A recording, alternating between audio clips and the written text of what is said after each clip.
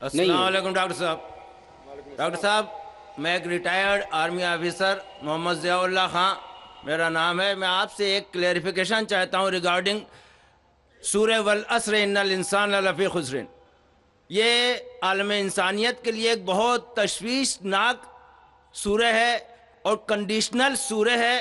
اس میں ہر انسان کو بہت زیادہ تشویش ہونا چاہیے whether he is fulfilling all the 4 conditions in this surah or not۔ اس میں اس کی تفسیر میں ابھی آپ نے فرمایا وَتَوَاصَوْا بِالْحَقِّ کے لیے آپ نے فرمایا کہ غیر ایمان والوں میں ایمان کی دعوت۔ بے شک یہ سچ ہے کہ لا الہ الا اللہ سب سے بڑا حق ہے، لیکن میں یہاں آپ سے یہ کلیئرفائی کرنا چاہتا ہوں کہ among all the Muslims اتنی زیادہ تعداد الحمدللہ مسلمانوں کی ہے، لیکن وہ عامل الصالحات سے دور ہیں، اللہ کے احکامات سے دور ہیں۔ اگر ان کو اللہ کے ان احکامات پہ عامل الصالحات کی دعوت دی جائے تو whether this fulfill the condition of وَتَوَاصَوْا بِالْحَقِّ or not۔ بھائی کا سوال ہے کہ جو سورہ العصر میں جو تیسری کنڈیشن ہے وَتَوَاصَوْا بِالْحَقِّ، اگر ہم مسلمانوں کے درمیان ان کو حق کی طرف بلاتے، ان کا مطلب ہے اصلاح۔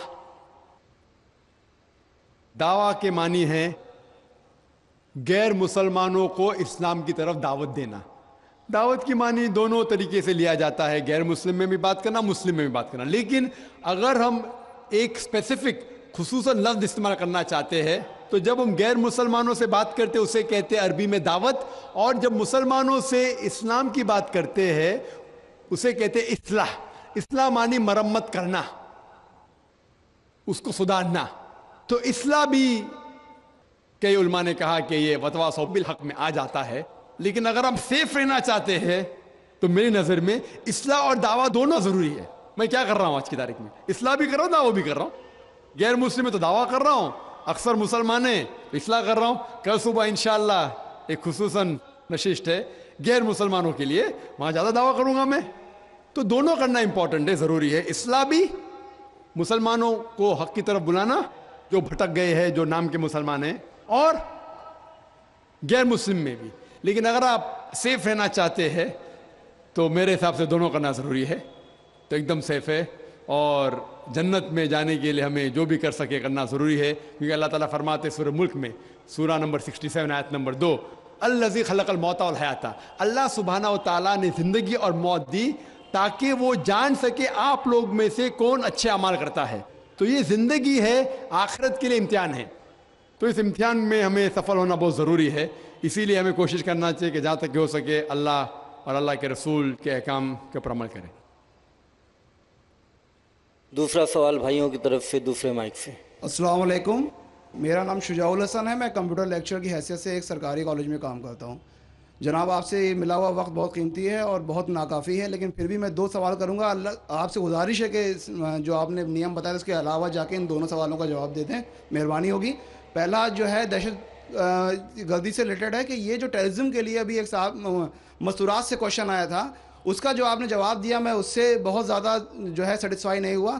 آپ نے بش اور امریکی طاقتوں کو بہت بڑا ٹیررزم بنا کے، اور جو مین سوال تھا اس کا جواب نہیں ملا۔ میرا سوال یہ ہے کہ کشمیر کی انوسنٹ کلنگ، یا افغانستان پہ جو آپ کے انفورس کر کے اسلام کو لوگوں نے کوشش کری طالبان نے، وہ، یا اسامہ بن لادن، ان تینوں کو اسلام اور قرآن کی روشنی میں جسٹیفائی کیا سکتا ہے یا نہیں؟ اور مہربانی کر کے دوسرا کوشچن بھی سن لیجئے۔ ایک سوال بھائی صاحب، ایک سوال جو رولز ہے اس کے اوپر کیے۔ بھائی صاحب نے کہا کہ اہم سوال کشمیر کے بارے میں نے جواب دیا ہی نہیں۔ بھائی صاحب، وہ سوال میں کشمیر کا ذکر تھا ہی نہیں، آپ نے سوال ہی نہیں سنا، ویڈیو ریکارڈنگ ہے ادھر۔ اس سوال میں کشمیر کا ذکر تھا ہی نہیں۔ اس سوال میں یہ تھا کہ جو WTC کا وہ جہاد ہے کیا نہیں۔ میں نے کہا ہے، لیکن جہاد فی سبیل شیطان۔ آپ نے دوسرا سوال کیا کہ میرے نظر میں جو اسامہ بن لادن کر رہا ہے وہ قرآن اور حدیث کی روشنی میں صحیح ہے کیا نہیں، جو لوگ کشمیر میں جھگڑ رہے وہ صحیح ہے کیا نہیں، جو افغانستان میں کر رہے صحیح ہے کیا نہیں۔ 3 سوال، ایک سوال کے 3 حصے۔ میں پہلے کا جواب تو دے چکا ہوں، شاید آپ نے نہیں سنا، کہ اسامہ بن لادن قرآن اور حدیث کی روشنی میں صحیح کر رہا ہے کہ نہیں۔ میں تو اسامہ بن لادن سے ملا ہی نہیں. آپ ملے ہوں گے, میں نہیں ملا. اللہ تعالیٰ فرماتے سورہ حجرات میں سورہ نمبر 49 آیت نمبر 6 میں, جب بھی کوئی آپ کو انفارمیشن کوئی چیز معلوم پڑتی ہے, خصوصاً اگر فاسق کے ذریعے ہے, تو اس کی تحقیق کرو. سو مجھے پتا نہیں, جو یہ CNN کہہ رہی ہے کہ اسامہ بن لادن نے WTC کو گرایا, اسامہ بن لادن تو کہتا میں نہیں گرایا. تو نہ میں اسامہ بن لادن سے ملا, تو میں یہ بھی نہیں کہتا اسامہ بن لادن قرآن حدیث پہ ہے یا نہیں ہے. اللہ عالم, اللہ عالم.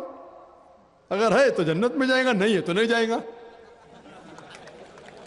مجھے ضروری نہیں کہ اسامہ بن لادن سے ملنا میرا فرض ہے, ٹھیک ہے نا.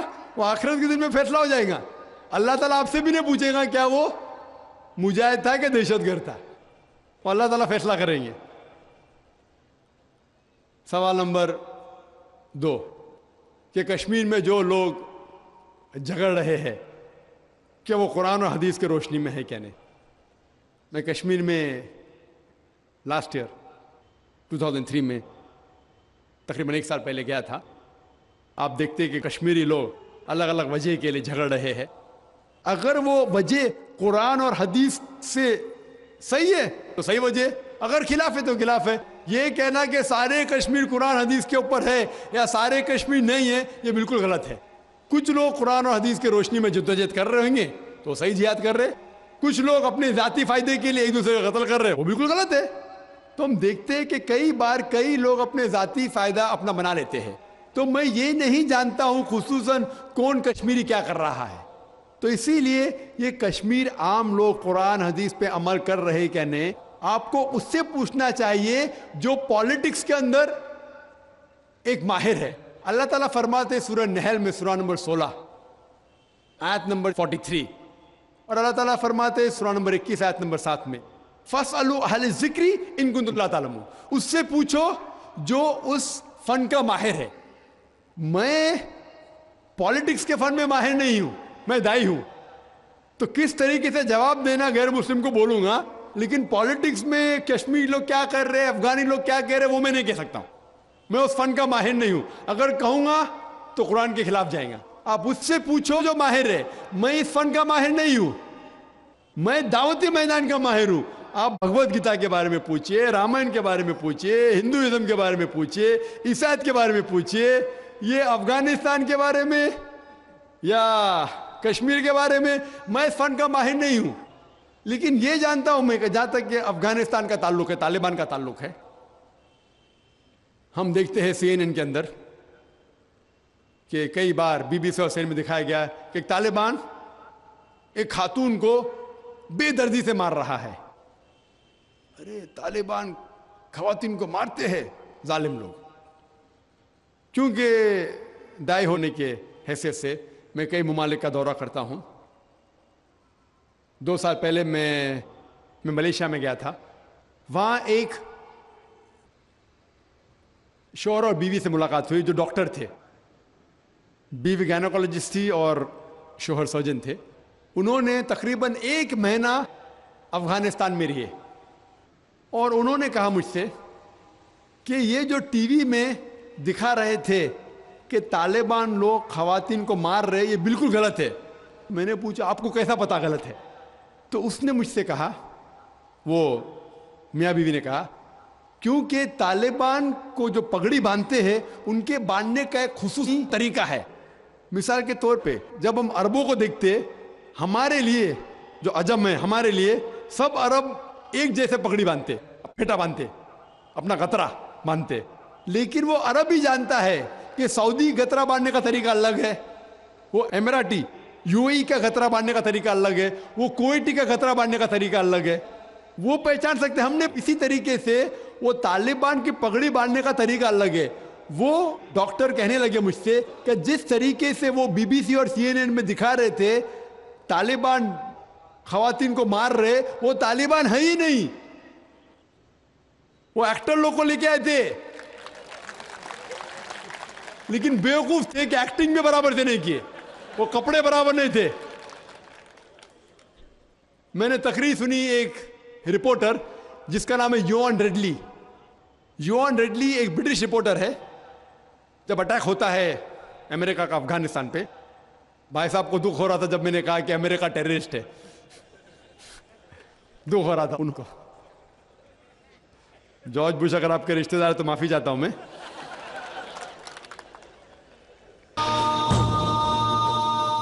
تو یوان ریڈلی جو تھی, یوان ریڈلی ایک رپورٹر ہے, برٹش رپورٹر, سفید ہے, وائٹ یورپین. اس کو بھیجتے ہیں افغانستان میں تحقیق کرنے کے لیے طالبان کے بارے میں. وہ سارے تحقیق کرتی ہے اور پورے ٹائم وہ نقاب میں رہتی ہے, حجاب میں رہتی ہے. ایک بار کیمرہ گر جاتا ہے اور اس کا راز فاش ہو جاتا ہے, تو طالبان اسے پکڑتے ہیں, 6 دن تک اسے قید کرتے ہیں.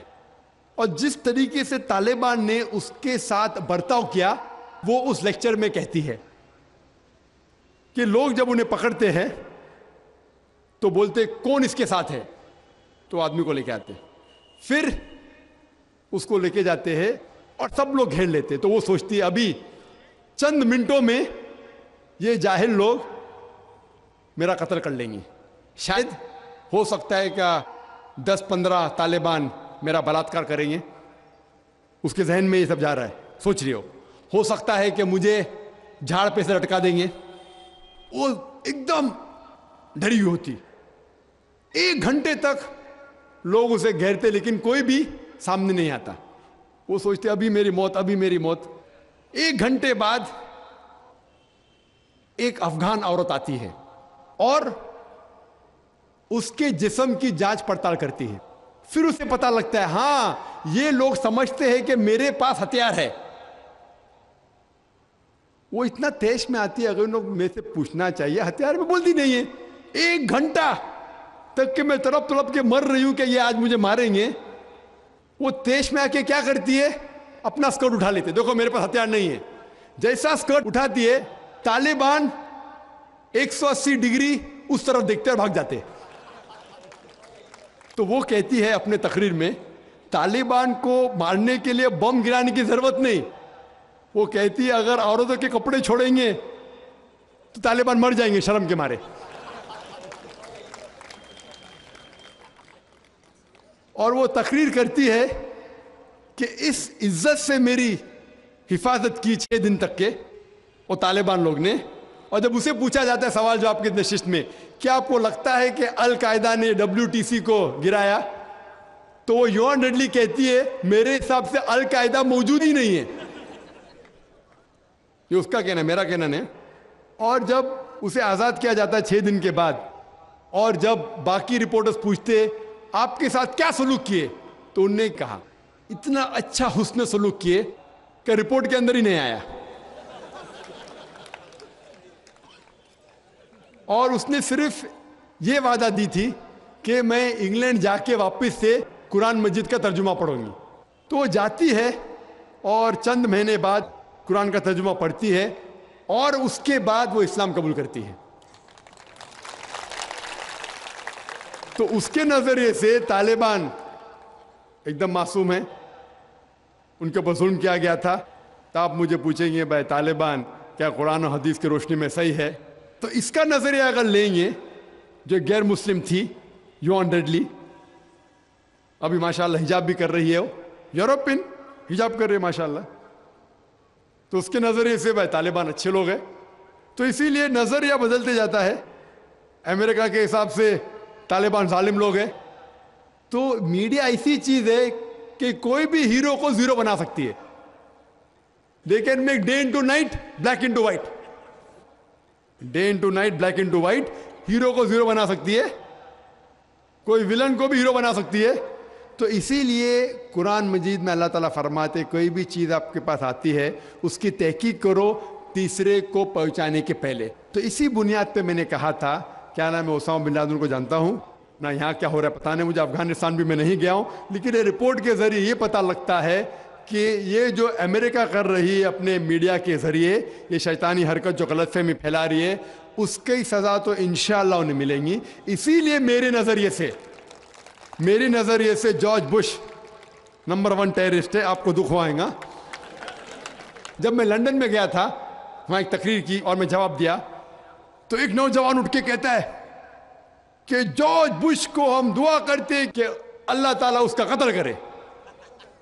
تو میں نے کہا میں تو یہ دعا نہیں کروں گا، میں تو یہ دعا نہیں کروں گا، کیونکہ اللہ کے رسول نے جو دعا کی، جو سب سے زیادہ دشمن اسلام کے خلاف جو تھے محمد صلی اللہ علیہ وسلم کے دور میں، دونوں کا نام تھا عمر، تو اللہ کے رسول نے یہ دعا کی کہ کم از کم ایک عمر کو ہدایت دے، تو میں یہ دعا کرتا ہوں کہ کم از کم اللہ تعالیٰ جارج بش کو ہدایت دے۔ بہنوں کی طرف سے کوئی سوال؟ السلام علیکم، میرا نام یسرا ہے اور میں ایک اسٹوڈنٹ ہوں۔ میرا یہ سوال ہے کہ کیا ٹیررزم اور ایکسٹریمزم کا ایک ہی معنی ہے؟ بہن نے سوال کیا ہے کیا ٹیررزم اور ایکسٹریمزم کا ایک ہی معنی نہیں، دونوں الگ معنی ہیں۔ ٹیررزم مطلب جو دہشت گرد ہے، جو انسان کے دل میں دہشت پیدا کرتا ہے۔ ایکسٹریمسٹ مینس شدت پسند۔ ٹیررسٹ میں ٹیررزم کرتا ہے، جیسا میں نے تقریر میں کہا کہ غلط لوگوں کے دل میں دہشت پیدا کرنا اچھی بات ہے، اچھے انسان معصوم کے دل میں دہشت پیدا کرنا غلط ہے۔ ایکسٹریمزم مطلب شدت پسند۔ تو لوگ کہتے ہیں مسلمان شدت پسند ہے، اور بہت سے مسلمان اپنے بچاؤ کے لیے نہیں، میں شدت پسند نہیں ہوں، میں کہتا ہوں میں شدت پسند ہوں، لیکن شدت پسند صحیح چیزوں میں، مثال کے طور پر ایمانداری کے میدان میں شدت پسند ہوں، حق کے میدان میں شدت پسند ہوں، جہاں تک کہ انسانیت سے اچھا برتاؤ کرنا چاہیے اس میں شدت پسند ہوں۔ تو شدت پسند صحیح چیزوں میں اچھی بات ہے۔ کوئی بھی انسان یہ نہیں کہہ سکے گا کہ آپ بہت شدت سے ایماندار ہے اس لیے آپ غلط انسان ہے، کوئی بول ہی نہیں سکتا۔ ہاں، غلط چیزوں میں شدت پسند نہیں ہونا چاہیے۔ اللہ تعالیٰ فرماتے ہیں سورہ نساء میں سورہ نمبر 4 آیت نمبر 171 میں، لا تغلوا فی دینکم، do not commit excess in your religion. آپ دائرے کے باہر مت کام کرو، ایکسیسز، لا تغلوا فی دینکم، دین کے دائرے کے باہر مت جاؤ، لیکن دائرے میں ہو کے ایک طرفہ شدت جو حق کی بات ہے وہ تو اچھی بات ہے۔ تو شدت پسند ہونا ایک الگ بات ہے، ٹیررزم الگ بات ہے۔ ہو سکتا ہے کہ ایک انسان دونوں ہے، یا صرف ایک ہی ہے، یا دونوں نہیں ہے۔ یہاں بھائیوں کی طرف سے۔ ڈاکٹر صاحب، میرا نام عبد النصیر ناصر ہے، میں ڈاکٹر امبیڈکر مہاسبھا کا سیکریٹری ہوں۔ امبیڈکر مہاسبھا میں 67 IAS ادھیکاری ہیں دلت۔ بہت سے لوگوں سے میں بات کرتا ہوں اسلام کے بارے میں، تو کہتے ہیں بابا صاحب امبیڈکر نے کہا تھا میں ہندو دھرم میں پیدا ہو گیا ہوں، لیکن ہندوؤں کے مروں گا نہیں۔ ہم لوگ بھی چاہتے ہیں عام اسلام میں، لیکن جو ہمیں فیسلٹی مل رہی ہے وہ ہم کو دلت کی حیثیت سے مل رہی ہے۔ کیا دلت جو ہے اسلام قبول کر لے اور نام اپنا نہ تبدیل کرے اور ختنہ نہ کرائے، کیا ممکن ہے یہ؟ بھائی صاحب نے سوال کیا کہ دلت، بابا امبیڈکر صاحب کی کتاب میں پڑھ چکا ہوں، آپ بالکل صحیح فرماتے کہ بابا صاحب امبیڈکر، ڈاکٹر بابا صاحب امبیڈکر، ان نے جب دیگر مذاہب کی تحقیق کی، سب سے بہترین مذہب انہیں لگا اسلام۔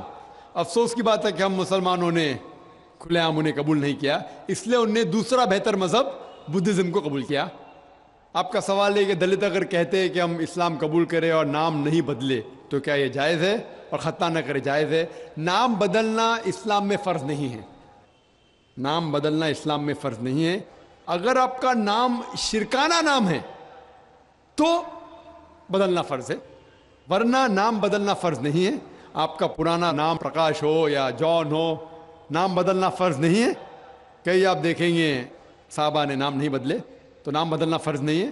اگر کوئی شخص کہتا ہے کہ میں اسلام قبول کرتا ہوں، نام نہیں بدلنا چاہتا ہوں، بالکل جائز ہے۔ آپ کا دوسرا سوال، کیا ختنہ کرنا فرض ہے؟ ختنہ کرنا فرض نہیں، سنت موقدہ ہے، مستحب ہے، اچھی بات ہے، لیکن فرض نہیں۔